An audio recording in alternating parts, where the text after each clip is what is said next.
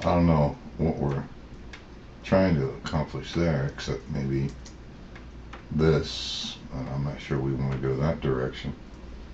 Gotta get down to telling these people what the hell's going on. Try to get their attention. Of course, that's becoming a mission impossible. It seems, or appears.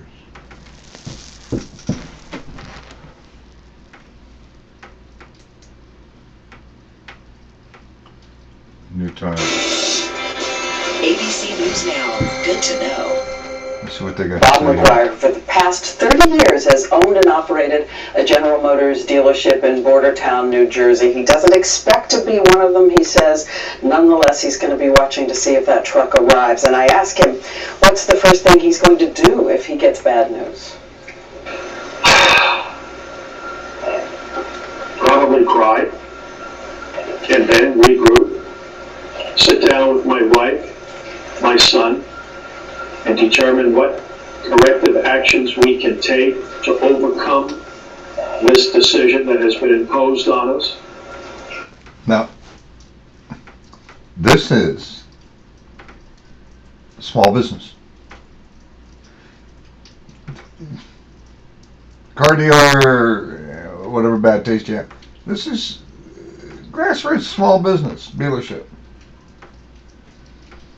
Ones that aren't tied in. General Motors and all those. Right here you're seeing. Not hearing what's going to happen with all those other jobs that are being closed down once they are like in the control of Chrysler, who controls Chrysler and all. They're closing down these plants and what have you, and related jobs are being sent to Mexico.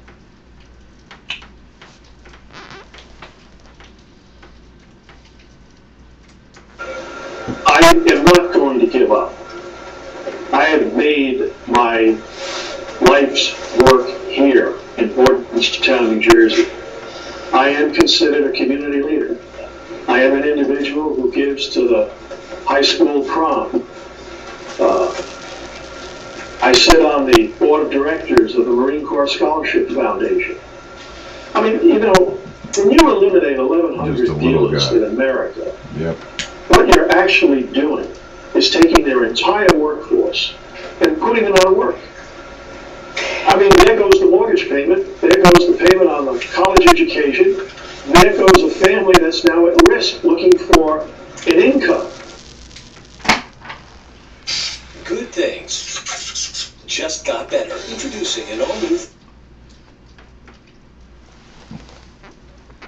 What the man just said was that all these people are being employed by Barack's plan imposed upon General Motors and Chrysler to streamline, to cut down so they can be competitive. Competitive with who? I've still had that question. Who are we supposed, if you're coming together and sacrificing and all, who are we supposed to compete with? And is 300 million going to be able to compete with 6.4 billion? And who's buying these? Who the hell is HSBC? If you'd stop and look and just think, and even you folks that say, oh, I don't want to know this political, you don't stop and listen and smell this stinking rose. You think you got it bad now? Well, I'm going to go on and on and on and on.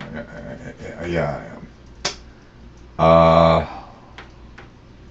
I think that's about enough for now. You want to know who HSBC is? Come back. You want to send me. You've got my numbers. If you don't, try Hillbilly at hangingtree.info. Or if you have the wherewithal and knowledge, try MySpace. Lost Dreamer.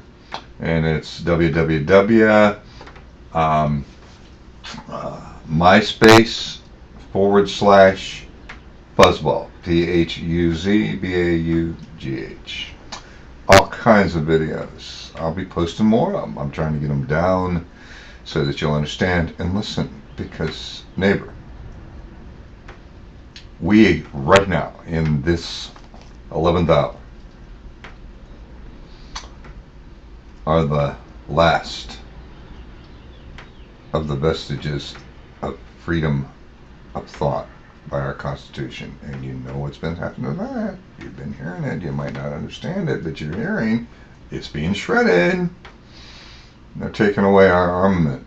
They're taking away our heritage. They're taking away what our fathers and forefathers fought, supposedly, for you and I to have. So we could stand up now when we see the barbarians at the gates. And stand up and say, nope, not here. Buy General Motors and Chrysler, attach it to our Social Security, and bring the jobs back home to America.